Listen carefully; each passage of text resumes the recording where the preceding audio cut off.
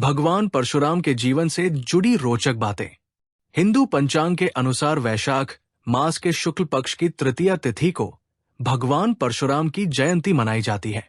धर्म ग्रंथों के अनुसार इसी दिन भगवान विष्णु के आवेशावतार परशुराम का जन्म हुआ था। आज हम आपको भगवान परशुराम से संबंधित कुछ रोचक बातें बता रहे हैं, जो इस प्रकार है। 1. अपने शिष्य भीष्म को नहीं कर सके पराजित। महाभारत के अनुसार महाराज शांतनु के पुत्र भीष्म ने भगवान परशुराम से ही अस्त्र शस्त्र की विद्या प्राप्त की थी। एक बार भीष्म काशी में हो रहे स्वयंवर से काशीराज की पुत्रियों अंबा, अंबिका और बालिका को अपने छोटे भाई विचित्रवीर्य के लिए उठा लाए थे। तब अंबा ने भीष्म को बताया कि वो मन ही मन किसी और का अपना पति मान चुकी है। तब भीष्म ने उसे ससम्मान छोड़ दिया, लेकिन हरण कर लिए जाने पर उसने अंबा को अस्वीकार कर दिया। तब अंबा भीष्म के गुरु परशुराम के पास पहुंची और उन्हें अपनी व्यथा सुनाई। अंबा की बात सुनकर भगवान परशुराम ने भीष्म को उससे विवाह करने के लिए कहा, लेकिन ब्रह्मचारी होने के कारण भीष्म ने ऐसा करने से इनकार कर दिया। तब परशुराम और भीष्म में भीषण युद्ध हुआ और अंत में अपने पितरों की बात मानकर भगवान परशुराम ने अपने अस्त्र रख दिए। इस प्रकार इस युद्ध में न किसी की हार हुई न किसी की जीत। 2. ऐसे हुआ भगवान परशुराम का जन्म। महर्षि भृगु के पुत्र ऋचिक का विवाह राजा गाधी की पुत्री सत्यवती से हुआ था। विवाह के बाद सत्यवती ने अपने ससुर महर्षि भृगु से अपने व अपनी माता के लिए पुत्र की याचना की। तब महर्षि भृगु ने सत्यवती को 2 फल दिए और कहा कि ऋतु स्नान के बाद तुम गूलर के वृक्ष का तथा तुम्हारी माता पीपल के वृक्ष का आलिंगन करने के बाद ये फल खा लेना। किंतु सत्यवती व उनकी मां ने भूलवश इस काम में गलती कर दी। ये बात महर्षि भृगु को पता चल गई। तब उन्होंने सत्यवती से कहा कि तूने गलत वृक्ष का आलिंगन किया है, इसलिए तेरा पुत्र ब्राह्मण होने पर भी क्षत्रिय गुणों वाला रहेगा और तेरी माता का पुत्र क्षत्रिय होने पर भी ब्राह्मणों की तरह आचरण करेगा। तब सत्यवती ने महर्षि भृगु से प्रार्थना की कि मेरा पुत्र क्षत्रिय गुणों वाला न हो, भले ही मेरा पौत्र पुत्र का पुत्र ऐसा हो। महर्षि भृगु ने कहा कि ऐसा ही होगा। कुछ समय बाद जमदग्नि मुनि ने सत्यवती के गर्भ से जन्म लिया। इनका आचरण ऋषियों के समान ही था। इनका विवाह रेणुका से हुआ। मुनि जमदग्नि के 4 पुत्र हुए, उनमें से परशुराम चौथे थे। इस प्रकार एक भूल के कारण भगवान परशुराम का स्वभाव क्षत्रियों के समान था। 3. किया श्री कृष्ण के प्रस्ताव का समर्थन। महाभारत के युद्ध से पहले जब भगवान श्री कृष्ण संधि का प्रस्ताव लेकर धृतराष्ट्र के पास गए थे, उस समय श्री कृष्ण की बात सुनने के लिए भगवान परशुराम भी उस सभा में उपस्थित थे। परशुराम ने भी धृतराष्ट्र को श्री कृष्ण की बात मान लेने के लिए कहा था। 4. नहीं हुआ था श्रीराम से कोई विवाद। गोस्वामी तुलसीदास द्वारा रचित श्रीरामचरित मानस में वर्णन है कि भगवान श्रीराम ने सीता स्वयंवर में शिव धनुष उठाया और प्रत्यंचा चढ़ाते समय वो टूट गया। धनुष टूटने की आवाज सुनकर भगवान परशुराम भी वहां आ गए। अपने आराध्य शिव का धनुष टूटा हुआ देखकर वे बहुत क्रोधित हुए और वहां उनका श्रीराम व लक्ष्मण से विवाद भी हुआ। जबकि वाल्मीकि रामायण के अनुसार सीता से विवाह के बाद जब श्रीराम पुनः अयोध्या लौट रहे थे, तब परशुराम वहां आए और उन्होंने श्रीराम से अपने धनुष पर बाण चढ़ाने के लिए कहा। श्रीराम ने बाण धनुष पर चढ़ाकर छोड़ दिया।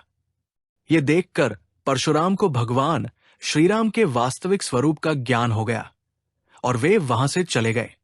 5. क्यों किया माता का वध। एक बार परशुराम की माता रेणुका स्नान करके आश्रम लौट रही थी। तब संयोग से राजा चित्ररथ भी वहां जल विहार कर रहे थे। राजा को देखकर रेणुका के मन में विकार उत्पन्न हो गया। उसी अवस्था में वो आश्रम पहुंच गई। जमदग्नि ने रेणुका को देखकर उसके मन की बात जान ली और अपने पुत्रों से माता का वध करने को कहा, किंतु मोहवश किसी ने उनकी आज्ञा का पालन नहीं किया। तब परशुराम ने बिना सोचे समझे अपने फरसे से उनका सिर काट डाला। ये देखकर मुनि जमदग्नि प्रसन्न हुए और उन्होंने परशुराम से वरदान मांगने को कहा। तब परशुराम ने अपनी माता को पुनर्जीवित करने और उन्हें इस बात का ज्ञान न रहे ये वरदान मांगा। इस वरदान के फलस्वरूप उनकी माता पुनर्जीवित हो गई। छठवां, क्यों किया कार्त वीर्य अर्जुन का वध? एक बार महिष्मति देश का राजा कार्त वीर्य अर्जुन युद्ध जीतकर जमदग्नि मुनि के आश्रम से निकला। तब वो थोड़ा आराम करने के लिए आश्रम में ही रुक गया। उसने देखा कामधेनु ने बड़ी ही सहजता से पूरी सेना के लिए भोजन की व्यवस्था कर दी है, तो वो कामधेनु के बछड़े को अपने साथ बलपूर्वक ले गया। जब ये बात परशुराम को पता चली तो उन्होंने कार्तवीर्य अर्जुन की 1000 भुजाएं काट दी और उसका वध कर दिया। सातवां, इसलिए किया क्षत्रियों का सहार। कार्तवीर्य अर्जुन के वध का बदला उसके पुत्रों ने जमदग्नि मुनि का वध करके लिया। क्षत्रियों का ये नीच कर्म देखकर भगवान परशुराम बहुत क्रोधित हुए और उन्होंने कार्तवीर्य अर्जुन के सभी पुत्रों का वध कर दिया।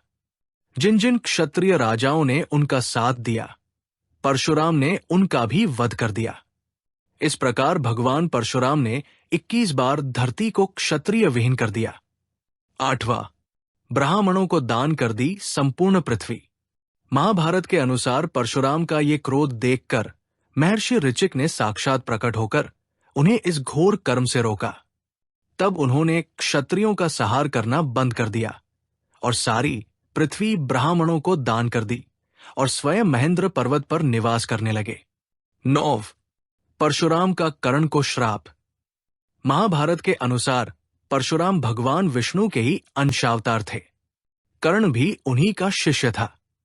कर्ण ने परशुराम को अपना परिचय एक सूतपुत्र के रूप में दिया था। एक बार जब परशुराम कर्ण की गोद में सिर रखकर सो रहे थे, उसी समय कर्ण को एक भयंकर कीड़े ने काट लिया। गुरु की नींद में विघ्न न आए, ये सोचकर कर्ण दर्द सहते रहे, लेकिन उन्होंने परशुराम को नींद से नहीं उठाया।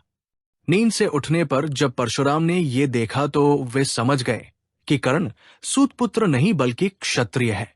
तब क्रोधित होकर परशुराम ने कर्ण को श्राप दिया कि मेरी सिखाई हुई शस्त्र विद्या की जब तुम्हें सबसे अधिक आवश्यकता होगी, उस समय तुम वो विद्या भूल जाओगे।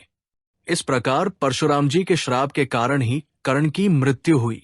10, राम से कैसे बने परशुराम?